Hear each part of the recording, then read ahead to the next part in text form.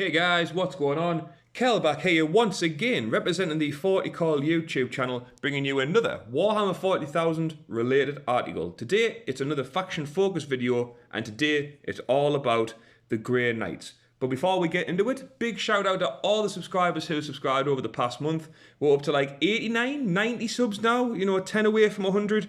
It's really cool to see, so me and Carl, thank you all very much for subbing and liking and commenting. There are a few new subscribing names that have appeared, so we'll give you all a quick shout out. First one is Sean G XXXX. We have Bailey Hoosman and Shepherd. Thank you very much, guys, for subscribing. Really means a lot. And some amazing comments from the likes of Viet Thug Deng, Richard Blankenship, and Aranu Maramon. Thank you very much, guys. The comments have been positive and engaging and helpful, so we really can't thank you much more than that. Massively appreciated. If you are new to 40k, if this is the first time you're watching the channel, we post Warhammer 40,000 content every single day, just like this. Things like faction focus videos, news, tips, hints and reviews, painting videos, and when lockdown is over or eased or whatever, battle reports, all in due time. But like I say, this video of today, all about faction focus, Grey Knights. Let's get into it. So behold, the Emperor's gift. As today's faction focus stars the indomitable Grey Knights, advising us in all things demon slain is playtester, honorary purifier Jesse Sell, who will be discussing how to bring the Emperor's judgment upon those who consort with the dread powers of the warp in the new Warhammer 40,000. Ready your nemesis weapons of choice and prepare to purge some newborn. And here we have a small contingent of Grey Knights, just a little squad, but they are powerful for what they are, going up against a demon on the left there, some blood, what are they called, blood letters or bloodthirsters. The little red, the demons are coming about. The Grey Knights, all about slaying demons, getting rid of the impurities of the warp. Let's get into it. So who are they?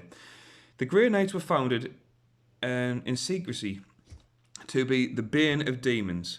From their hidden moon of Titan, they are trained harder and more strictly than any other space marines. For they must face the deadliest foes of mankind in battle time and again, often against seemingly impossible odds. What's more, the Grey Knights recruit exclusively from psychers, so must be adamantium in mind as well as body. Though the ferocity of the training leads to an appalling fatality rate among its inspirants, its effectiveness is beyond reproach, for not a single Grey Knight has ever fallen from grace and even into the temptations of the Dark Gods. The Grey Knights are clad in power armour, laced with a psychic matrix called an Aegis? An Aegis? Aegis. We'll go with Aegis. Which helps to protect them against the perils of warp-born sorcery. They wield deadly nemesis weapons, individually crafted for each warrior to help them channel their own psychic abilities into devastating attacks that tear their targets apart from within. Grey Knights also learn to wield their powers as one, with each squad forming a deadly brotherhood of space marine psychers that can blast their foes with righteous flame and augment their formidable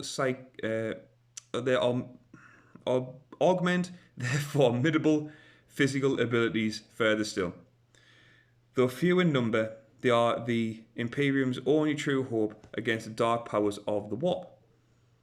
Now we have some more Grey Knights taking on some demons. I think that's a demon of Slanesh, I believe. The artwork for some of the, well, not just some, but a lot of the Games Workshop stuff is fantastic. I love to see when people get the artwork, print out and put them on the walls. They do look really, really cool. And so how are they playing the new edition? Playtester and tournament veteran Jesse Sell has been deep in prayer, psychic communicating with the Emperor for guidance on how to dominate the battlefield of the 41st millennium with the Grey Knights in the new edition. He is what was revealed to him. Jesse says, "Hi all, Jesse here, one of Warhammer 40,000's play tested from sunny California.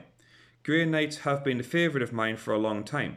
Participating in every phase of the game means more fun out of every turn. You should expect to see plenty of Grey Knights armies at your local events since they're super strong coming into the new edition. There are plenty of ways to play Grey Knights and they've improved in every area."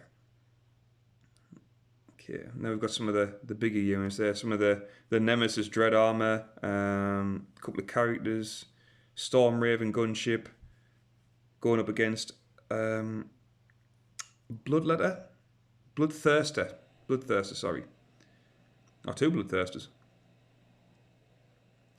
So the change to army composition and command points does so many favours for the Grey Knights that your head will likely be spinning from the possibilities, as they have one of the strongest sets of stratagems available to any army. This would often lead to the first couple of turns eating up most of your CPs, but with the new baseline of 12 CP in Strike Force games and the set of troops option for the Grey Knights, you'll be able to keep the pressure up for the whole game. So let's have a look at some of the stratagems and stuff. First of all, for 1 CP, we have Fury of the Proven. Use the stratagem in any phase. Select one Grey Knight Terminator unit from your army until the end of the phase. When resolve an attack made by a model in that unit, you can add 1 to the hit roll. Really, really cool. It's cool for like range weapons. I think the Grey Knights normally hit on like 3s and 2s. So if you're going to be normally hitting on 3s, especially if you've got Grey Knights with things like Thunderhammers, it's going to be really useful to get that extra +1 to hit. The ability to participate in every phase of the game means you'll pay a premium in points for your Grey Knights, so it's essential to make use of every little dignity. Misplacing a squad of ego means you've wasted a much larger portion of your force than those of your opponents. Keep in mind that almost every unit you field should be casting a power, shooting and fighting, so position them accordingly. In the same vein, pick your targets wisely. Sending your Grandmaster into a swarm of cultists certainly looks cool, but won't get the job done. Not when your strike squad can mow them down in a hail of storm bolter fire instead. And for 1 CP, we have a stratagem, Steady Advance. Use the stratagem in your shooting phase, when a Grey Knight's infantry unit from your army is chosen to shoot with. Until the end of that phase, for the purposes of bolter discipline ability, the unit is treated as if they have remained stationary in your previous movement phase. Cool. So get them nice and close, use the stratagem, and with the bolter discipline, if they don't be getting the maximum number of shots, this counts as standing still. More shots the merrier. So strong Grey Knights list will rely on solid positioning and overlapping buffs from lineages of purity and psychic powers.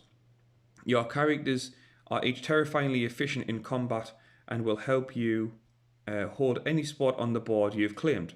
However, it's important to coordinate the abilities of your units appropriately to make sure that you get the most out of them and to avoid giving easy kills to your opponent.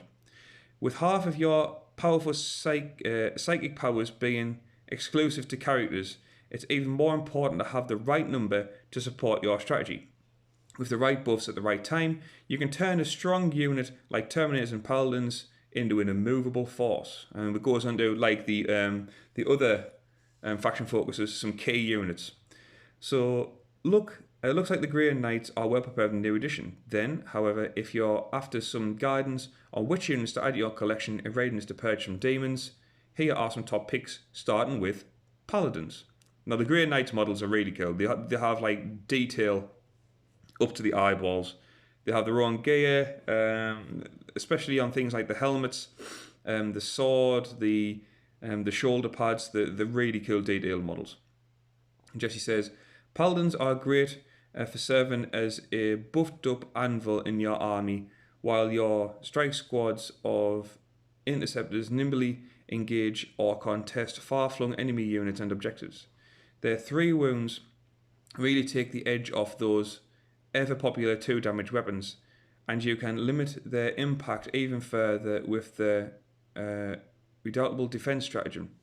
I found my opponents are constantly surprised by the amount of effort it takes to bring down a paladin unit.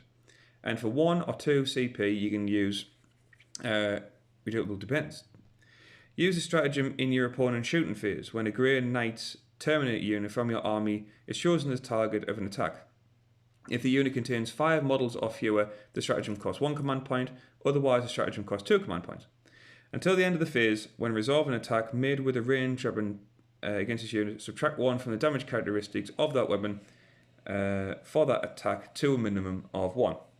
Like I say, if people are going to be putting out 2 damage weapons like overcharged plasma weapons, you use a stratagem so they run the risk of overcharging, and if the wounds and the damage just get through, restricted to 1, or limited to 1, sorry. And here we have a Grandmaster in Nemesis Dread Knight. These things are cool. These things, like, whenever I see these, I automatically think of things like Avatar and the Matrix kind of suits. There's loads of detail on them. They are quality from top to bottom. I really like the close combat ones as well. Jesse said, these guys have always been amazing, but remember your Grandmaster in Nemesis Dread Knight can now move and fire without penalty, and he won't need to fall back to make use of his expensive heavy weaponry. And if you want to really dish out some pain, you can give him an extra attack and loads more rerolls with Overwhelming Assault Stratagem. This stratagem costs 1 CP, and you can use the stratagem in the fight phase. Select 1 Nemesis Dread Knight unit from your army. Until the end of the phase, add 1 to the attack characteristic of the unit, and when resolving an attack made by a model in the unit, you can reroll a wound roll of 1, and you can reroll a damage of 1. So that's, you know, more damage going out and the more likelihood of damage going out. Really cool. And here we have one of the big characters, which is Grandmaster Voldus, which you see in most Grey Knight armies, to be honest. Really detailed model, really powerful character. As Jesse mentioned earlier, the most powerful of the psychic powers available... Sorry, the most powerful of the psychic powers available... Yeah. To the Grey Knights are only available to the characters. Grandmaster Voldus can attempt to manifest 3 of these powers in each of your psychic phases with a +1 bonus to the psychic test after the first if you activate Empiric Surge. So you'll never be short of options with him in your army. For 1 CP, you can get Empiric Surge. Use this stratagem in your psychic phase after a Grey Knight psychic unit from your army has manifested a psychic power. Until the end of the phase, when a psychic test is taken for a friendly Grey Knight psychic within 6 inches of that unit, add 1 to the total. So it's a nice little buff, not just for Voldus, but in like a 6-inch bubble for any other units around. And it ends with, thanks Jesse, what are your favourite units and which to bring the wrath of the Grey Knights upon your enemies? Let us know on the Warhammer 40,000 Facebook page, Instagram, and on Twitter using the hashtag #New40k. But as we always say, you're already here, guys. Leave your comments with us. We reply to all your comments. We love reading them. Can't get enough of them because they're just cool.